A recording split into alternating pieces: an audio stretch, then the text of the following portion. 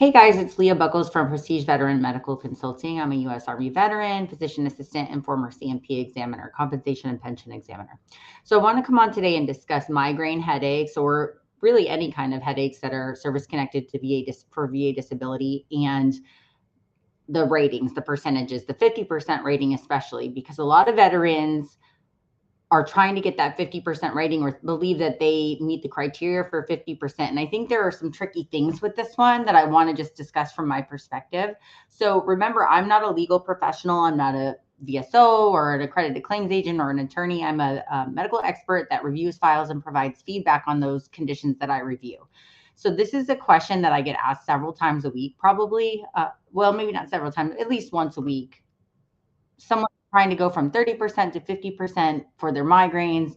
They've been denied multiple times for this. Not denied in general, they're service connected for headaches, maybe at the 30% level or whatnot. And they're trying to get to that 50% because they believe they meet that criteria, and they've been denied over and over again for an increase. And so they wonder, why don't they meet that criteria? And so I want to go over some of the things that I see from my perspective and where some of the pitfalls are when it comes to whether or not someone truly meets that criteria. Oftentimes it's really subjective and up to the examiner whether they believe they meet that 50% criteria. And then of course the rater reviews the evidence. So let's just jump in right away to what the ratings are in general. So I have a little list pulled up. So this can be found in the 38 Code of Federal Regulations. And always remember that this can be subject to change based on, law, policy, etc. But as of right now, the current ratings can be anywhere from 50 to 30%, 10%, 0%. So from a 0% perspective, let's start off with 50%. So 50% VA disability rating for headaches. We're going to talk about migraines specifically, I guess. It's rated in the 38 Code of Federal Regulations, 4.12, 4A, Schedule of Ratings for Neurologic Conditions. It is under Diagnostic Code 8100. That's different than the ICD code. Sometimes people get those mixed up, but we're not going to get into ICD codes today. So 50% is going to be very frequent, completely prostrating attacks and prostrating and prolonged attacks productive of severe economic inadaptability. So we're going to get back to that. 30% is with characteristic prostrating attacks occurring on average of once a month and over the last several months. 10% is going to be prostrating attacks averaging one every other month or 1 in 2 months over the last several months. And then 0% is going to be less frequent than that. So the key to this is you could have, 50 headaches a month, but if they're not prostrating, you're probably not going to be getting a very high rating for that. So what does prostrating mean? So prostrating generally means that they're so severe and debilitating that they impact you from being able to do things, right? So most people will say, they're so severe, I have to stop what I'm doing immediately, go lay down in a dark room or whatever it is. It's basically debilitating, right? That's what prostrating effectively means. So if you get 50 headaches a month and they're minor, according to this, again, I'm not a legal professional, so you always want to clarify that with a legal professional if you have questions.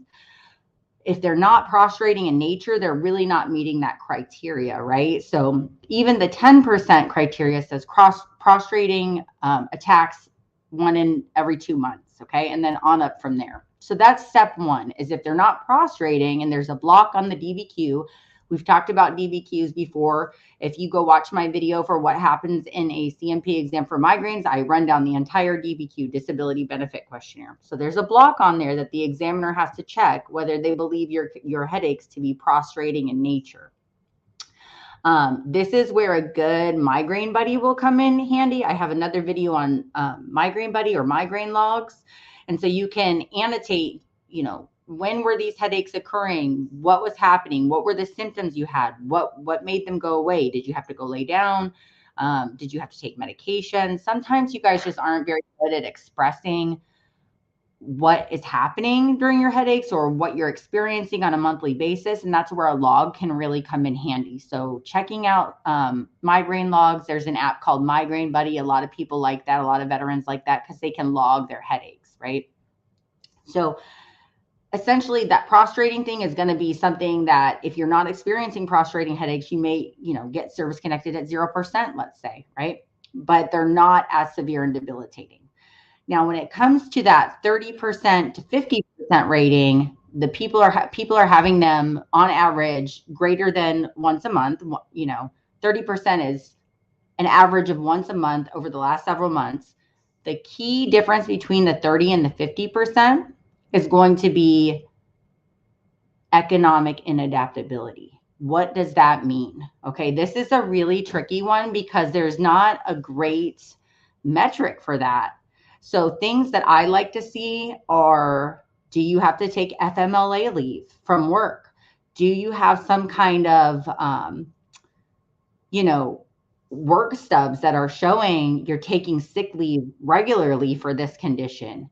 Do you have accompanying doctor's notes that are showing you had to leave work and go get seen for migraines?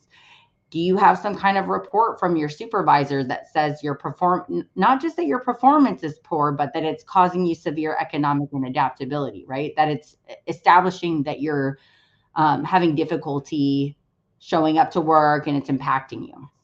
Now, there are some other caveats to this. So again, you always want to follow up with a legal professional on this because there is some language out there that I've seen that says, should somebody that is unemployed be discounted from that? If you're unemployed for, let's say you're retired, right?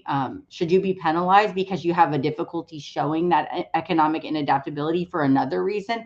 Well, I don't know if it's theoretically would be productive of that. That's another thing to consider, right? So there's not a really solid black and white, what does this mean, as in some of the other conditions, right? Some of the other rating criteria specifically show, okay, if you meet this range of motion, this is what the percent is. So going from that 30 to 50%, it's that severe economic inadaptability. And what does that mean exactly? A lot of times it's up to the examiner. What are they on that DBQ? Do they believe that your headaches are productive of severe economic inadaptability? So whether or not they are producing it, or they theoretically could be productive of severe economic inadaptability. Let's say if you're a retiree, right? Or you're unemployed for some other reason. Are those headaches that severe that theoretically they would be that bad? Okay. So I hope this makes sense. For me, when I'm doing a DBQ for migraines, I really like to see kind of some objective material other than your reported history, because it's, everybody, not everybody, but a lot of people will say, yeah, I mean, they should be at this level. Well, is there some objective material that can kind of substantiate that, right? Do you have some objective materials from work showing that it actually is causing that, right? So I hope this was helpful. I know it's a little bit of a gray area, but I think that prostrating thing is important for you guys to understand, and then that severe economic inadaptability. So thank you for watching. I hope you guys enjoyed today's video, and please let me know, drop some comments if there is something else that you'd like to see, or if you have questions on today's video. All right, see ya.